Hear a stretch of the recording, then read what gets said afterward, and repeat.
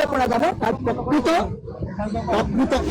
আৰু প্ৰকৃত নিদৰ্শন প্ৰদৰ্শন কৰিবৰ কাৰণে প্ৰকৃত নিদৰ্শন প্ৰতিষ্ঠা কৰিবৰ কাৰণে 2026 চনৰ নিৰ্বাচনত আমি অসমীয়া জাতীয়তাবাদৰ পুনৰ প্ৰতিষ্ঠাৰ বৰ্ষৰূপে অসমীয়া জাতীয়তাবাদৰ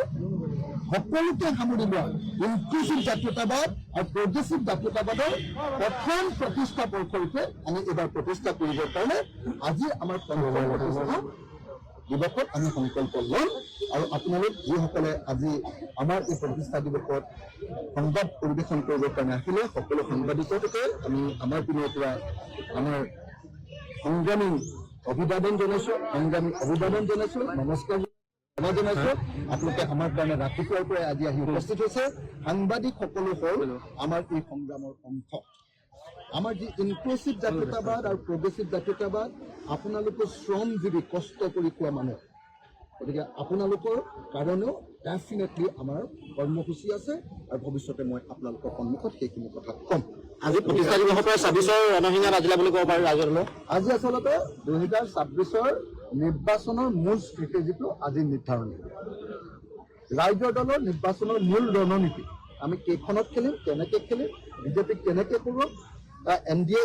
কেনেকৈ কৰোঁ তাৰ যিটো মূল ষ্ট্ৰেটেজি আজিৰ দিনটোত আজি আমি ফাইনেল কৰিম আৰু সেইকাৰণে এখন আমাৰ গোপন মিটিং এখনত অকল দলৰ সদস্যবিলাক থাকিব আৰু দলৰ নেতৃবৰ্গ থাকিব তাৰ বাহিৰে বেলেগ কোনো মানুহ ইয়াত নাথাকে আমি গোটেই দিন ৰাত আজি কথা পাতিম আৰু 2026ত বিজেপিক পৰাভূত কৰিবৰ কাৰণে আজি ৰণনীতি আৰু ৰণকৌশল ষ্ট্ৰেটেজি আৰু টেকটিক্স আজি তৈয়াৰ কৰিম এইখন খেলিব আজি আপোনালোকে ফাইনেল সিদ্ধান্ত লওক যে আমি কেইখনত খেলিম আৰু কেইখনৰ পাছত আৰু কোনো পধ্যে কম্প্ৰমাইজ নকৰোঁ এই সিদ্ধান্তটো আজি আমাৰ ফাইনেল সিদ্ধান্ত হ'ব আৰু এটা প্ৰশ্ন এইকেইটা আৰু এটা সুধি দিছোঁ যে আপুনি কালি দিলীপ শইকীয়াক কৈছিল যে কামাখ্যা মন্দিৰত গৈ তেওঁ শপত ল'ব লাগে কিন্তু চিহ্নভাৱে আপুনিও কৈছিলে কামাখ্যালৈ অসমীয়া মানুহ যাব লাগে নামঘৰ যাব লাগে এতিয়া শপত লোৱা জেগাটো চেঞ্জ কৰিব নেকি আপুনি মই আচলতে কালি দিলীপ শইকীয়াক বহুতবাৰ ফোন কৰি আছোঁ 3বাৰ ফোন কৰিছিলোঁ দিলীপ দা মোৰ এনে আপোন ঘৰুৱা আমি বহুদিন একেলগতে বিভিন্ন আন্দোলনত যোগদান কৰিছোঁ কালি মই 3বাৰ দিলীপ দাক ফোন কৰিছিলোঁ যে দিলীপ দা আহক আপুনি মই মিছা কথা কৈছে বুলি কৈছেতো বলক আপোনালোকে আটাইতকৈ বিশ্বাস কৰা কামাখ্যা মন্দিৰত আমি সেৱা ল'ম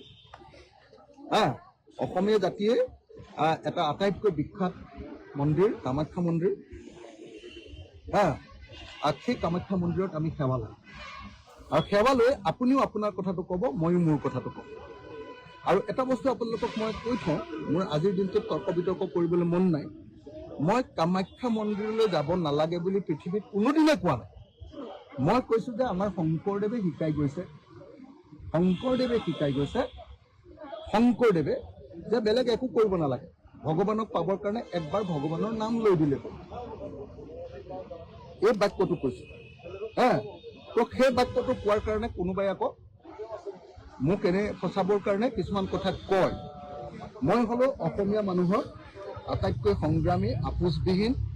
আৰু অসমীয়া মানুহৰ কলিজাত থকা মানুহ গতিকে মোক বেলেগকৈ প্ৰতিষ্ঠা কৰিবৰ কাৰণে কোনো চেষ্টা কৰি লাভ নাই জনতাই গ্ৰহণ নকৰে বহুত নামো দি চালে কোনেও গ্ৰহণ নকৰে মই আছোঁ আৰু ভৱিষ্যতেও থাকিম এই প্ৰচেষ্টা নকৰিবৰ কাৰণে মই প্ৰতিষ্ঠা দিৱসত বিনম্ৰভাৱে সেইসকল সংবাদ মাধ্যমক মই অনুৰোধ কৰিছোঁ যিসকলে সদায় চৰকাৰৰ পক্ষত কাম কৰে থেংক ইউ